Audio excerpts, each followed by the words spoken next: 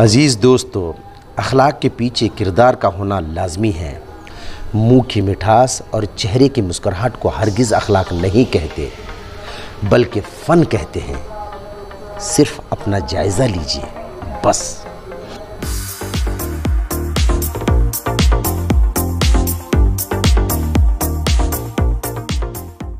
अज़ीज़ दोस्तों, इंसान का सबसे बड़ा दुश्मन और दोस्त उसका अपना नफ्स है। एक सरकश घोड़ा है जो अगर काबू में आ जाए तो इससे बढ़कर कोई दोस्त नहीं।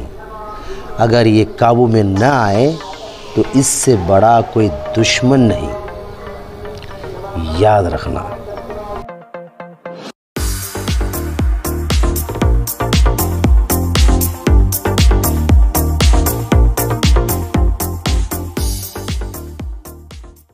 अज़ीज़ दोस्तों, पेश आने वाली आज़माइशों को नापसंद न करो।